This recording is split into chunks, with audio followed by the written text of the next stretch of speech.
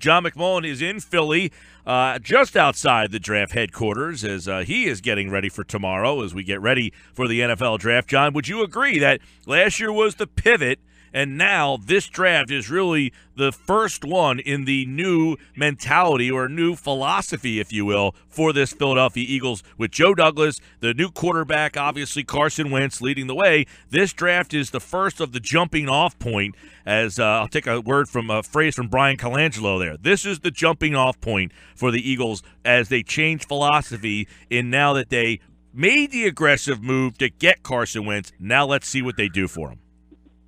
Yeah, I would agree with that. I mean, they've obviously highlighted that Carson Wentz is the face of this team, the face of the franchise, and it's all about maximizing his potential and how you go about doing that the best way possible. So I think, Howie Roseman's been very consistent for most of the offseason and saying he wants to build up skill position people around Carson Wentz. And I think this is going to be a big test because obviously there's also needs on defense. So we'll see if that's kind of lip service or this team is really about, as I said, maximizing the potential of the franchise quarterback that they believe they have, and that's Carson Wentz. Right, which obviously the indication would then be, okay, you went with the franchise quarterback, you got to get him help. But they addressed that in free agency to some extent. So is it right now, Howie Roseman said, the board is set. Now we're trying to find teams that want to, he said this morning on Good Morning Football, we want to try to identify teams that want to move up, move back. They already have the board set, that we know. So is Howie Roseman right now targeting a certain side of the ball, a certain player? Do they just kind of say, we're hopeful? What is Howie Roseman's day like today? Well, I think obviously the heavy lifting is done, and now you're trying to sort of sift through all the rumors that are out there, and teams try to get disinformation. So you think they're going in a different direction, and everybody wants to maximize their potential player that they like dropping to them. So I think it's very important that you're ready no matter what happens. As Joe Douglas said, there's probably 6 or 7 scenarios the Eagles have mapped out. And obviously, if you do that, you understand what you're going to do in each of those particular scenarios. So I think right now, as I said, the heavy lifting as far as evaluating the players, that's done. That's been done for a while. Now it's about if the board falls a particular way and maybe you're not exactly thrilled with the value at 14, do you start looking to trade down? Yes. Or potentially trading up is always in the equation as well, although I think that would be very difficult. I mean, it was amazing that the Eagles were able to get back in the first round to begin with. So I don't see them moving up, but I could see them moving down if things don't fall the way that they like. I think down is very intriguing because of the pieces that are still on their roster, John. The Michael Kendricks, the Jason Kelce's, the Jordan Matthews, those type of situations where I think a lot of fans would be, pretty happy to see if they can get something back in return. And you wonder what the value would bring. If you were to say, hey, Michael Kendricks right here, that's not getting you back into the second round, though, right? No. All veteran players. I mean, and this is hard for the casual fan to understand, and I believe me, I get it. But draft picks are valued so much in this league. And if you think about it from a logical standpoint, it's probably not all that logical because the odds say, you can look at it every year. It's not hard. You can look at players in the second and third round and who develop into key starters or Pro Bowl players. And let's just put it this way. There's more misses than hits. So you would think if you have a proven veteran player, that would have more value than a second, third, fourth round pick. But that's just not the case in the NFL. They value draft picks like gold, and it's much more valuable. And when you add in the contract of a player like Michael Kendricks, for instance, the Eagles would be lucky, as I mentioned in the past, to get a conditional 6th-round pick. Yeah. I mean, that's just the nature of this industry and how people think about draft picks. Now, you could package other pieces, say Michael Kendricks in a 5th-rounder, maybe you can get up to the 4th round, something of that nature. But if you think there's going to be a splash with any of those players, with the possible exception of Jordan Matthews, I think he has some value. If the Eagles were to, say, draft a wide receiver early, then they could spin him off and get some value because he's still a young player on his rookie deal. But other than that, it's very hard to get significant value for veteran players. John, I want to get your thoughts on some of the bigger names and what we're hearing before. Christian McCaffrey, a lot of people think he's rising fast. Where does your gut tell you he ends up? Is he even a consideration at 14 for Philly? Yeah, I think he's a big consideration. The problem is I don't see any way he's getting to 14. Well, right, that's more what I'm asking. Yeah. Is he even going to make it that far? I don't think so. I think he's going to be a top 10 pick. I think the floor on him is probably number 8 in Carolina. He's just a really, really good football player on top, and he's unique. And we've mentioned it a lot of times in the past when you say, and I agree with the whole mentality of the running back position has been devalued. He's not your typical running back. He can do so many different things. He's so versatile. The biggest concern with him, really the only concern, is durability. And can he hold up with 20, 25 touches a game? Because he's just explosive in every aspect. And getting him here would have been the best case scenario because Carson Wentz would have been thrilled to have that kind of weapon. Okay, I want to go off script a little bit because I had a list of guys, but you talk about Carson Wentz.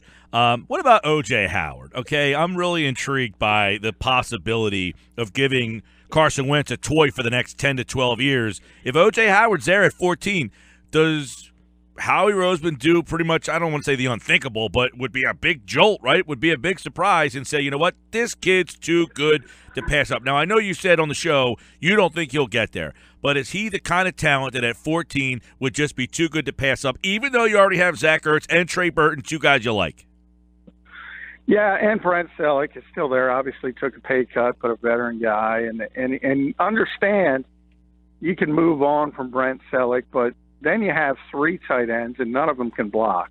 So that creates issues. And I just, you always talk about if a player that talented falls to you unexpectedly, you have to enter into the conversation. But I think that's one that the Eagles aren't going to have to deal with, and I think they're happy about it because I don't think he's a fit for this team, and it's going to be difficult to explain why you don't take an O.J. Howard if he's there at 14. And there are football reasons. As I just said, you can't have 3 tight ends, and none of them are good blockers. And then the aspect we've mentioned before, Doug Peterson has shown he prefers to play 11 personnel, and that's one tight end on the field. So if you have Zach Ertz and O.J. Howard, obviously that's going to limit playing time for both of them. And I just don't see him as a 12 personnel guy who's going to play a lot of 2 tight ends. It's not what he wants to do. So I think that's one where the Eagles sort of don't want to have that problem put in front of them because it would create problems with their offensive scheme, their offensive system, and the way they build their roster because even though it's not going to be an eye-opening thing, it's not going to catch the fancy of the fans, you need a tight end who can block. And if that were to pass, the Eagles wouldn't have one. John McMullen is in Philly with the draft right now at 97.3 ESPN.com. FanRag Sports NFL covers the league nationally for FanRag Sports NFL. Garyon Conley, we talked more about him yesterday, but in a statement today, he called the rape allegations against him untrue, wrongful, malicious.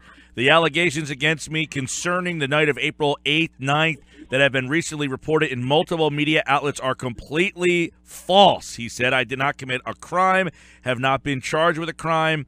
Obviously, this guy sees his future flashing before his eyes. Is anything that happens between now and tomorrow night going to change the outcome for this kid? I don't think so. I don't think there was the timing was horrible. And even if he is completely innocent, as he claims, the one part of that statement, which he didn't mention, but I think is key, is he admitted he put himself in a situation he probably shouldn't have. By that, I mean, it's not going to be cleared up by tomorrow night. It's just not.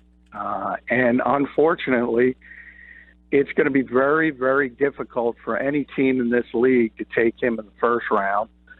He's so talented, I could see him being a day 3 pick. But he was no doubt about it, first-round pick, and he was rising. And there was talk that he could be a potential top 10 pick. And he would certainly have been in the conversation for the Eagles at 14. And now there's no team in this league that can touch him in the first round. It's too difficult. Yesterday, I believe you had said you didn't think he was off the Eagles board, and that your intuition would be he wouldn't be drafted at all, right? I mean, that's kind of the way you were leaning yesterday. I mean, you have to look at what happened to La'el Collins, which is such a similar scenario because it happened. The timing was similar. And he was wanted for questioning in a murder investigation. He had nothing to do with it. And in the Collins situation, he was never accused of anything. The Louisiana State Police was very upfront, and they said he's not a suspect. They just needed some background information. And even that sent him tumbling from being a first-round pick to undrafted. And now we have the Connolly accusation. He's accused of committing a very, very serious crime. Now, he hasn't been charged. That's true. But the accusation is out there, and the allegations are out there. So I'm not, if you use the Collins template, you would have to believe he's not going to be drafted at all. That said, there's always a chance. It's up to an individual owner. If a particular owner believes in the kid, obviously you're getting tremendous value if he turns out to be innocent. You're getting a first-round cornerback in the 6th or 7th round.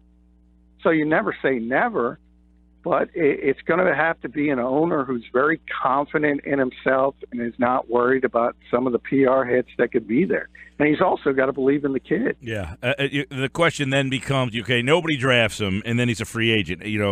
Obviously someone signs him, right? He doesn't not play in the league. So no, he'll definitely play in the league if he's proven innocent and the allegations go away. Obviously, right. He's got bigger issues if this is true. But, yeah, I mean, he'll get signed as an undrafted free agent. Which goes back to, if you're in the 3rd round, why don't you just take the flyer? And if he doesn't make it, he's arrested and never plays it down in his life. You burn a 3rd-round pick, which I know we love these picks. They're all going to make it, but 3rd-round guys are 50-50. Probably even less than that as far as being impact players. And he's got a chance to be an impact player. Yeah, I mean, I don't disagree with you, but there's other things. From a football perspective, it makes all the sense in the world. But from a PR standpoint, there's other things NFL teams have to deal with, and this league has taken its black eyes over the years because there's been so many incidents off the field, domestic violence, rape allegations, even murder. So owners aren't necessarily willing to dip their toe into that pool because, hey, you look at Adrian Peterson, who just signed with the Saints. When he was accused of domestic violence against his child, the Vikings lost some pretty serious sponsors. Marriott, for one, dropped out. And that's a concern from a business standpoint for these teams. John McMullen, 97.3 ESPN.com. All right, Conley's one. I want to dig a little deeper into Sidney Jones because he's a similar conversation, but for way different reasons. This is a guy that would have been a definitive option at 14. Now, where do teams start taking him? I think the third round. I think you have to seriously think about taking him at that point. His rehab is set at 4 to 6 months. Arguably, he could be back next season in play at some point. But I would, if I was a team and that was drafting him, I wouldn't be concerned about that. You're worried about year 2, year 3, and how good he could be after that injury, the torn Achilles, is fully healed. So, yeah, I mean, it's tremendous value. You just mentioned about third-round picks being 50-50. It's probably 50-50 to be starters, not impact players. This is a, no doubt about it, first-round talent. So I would start seriously discussing Sidney Jones in the third round. Yep, he's and it's another situation where, okay, you take a guy in the third round. It's similar to what Dallas did last year, right? Where would they take Jalen Smith in the second round, yeah. Right? And who knows? I mean, we'll see. That was a much more serious injury than Jones underwent, which is a torn Achilles, and we've seen in years past guys can come back from that now. Smith had nerve damage. But he was a top 5 talent, and the Cowboys took a flyer, and we'll see. He may never be back. He may never play again. Who's more likely to get? If he does, go ahead. But if he does, it's a home run. It's an absolute home run. More likely to get drafted, by the way, Mixon or Conley? Mixon. I think Mixon is going to get drafted. There's. His story's just bizarre in the fact that obviously he has the issue everyone knows about where he hit a woman in Oklahoma on camera. And then there was another accusation that was recently recanted. But there's some whispers that money was involved and things of that nature. Very seedy stuff. So you have to ask some serious questions about Mixon. But I believe enough teams have spoken to him and done their due diligence. The key to me is they've had time with Joe Mixon. Some teams have him on the board, some teams don't. The problem with Darian Conley is nobody has time to figure out what's going on. We have a poll question at Mike Gill Show on Twitter, John. We asked Eagles fans, would you draft Conley and or Joe Mixon? 12% say just Conley, 26% just Mixon, 14% neither, and 48% say both. So it seems that the fans don't care, right? Yeah, it seems that way. Hey, Jeffrey Lurie is one of the owners who has made it pretty clear by his history that he's one of the guys that's willing to give second chances. How many chances is Mixon on?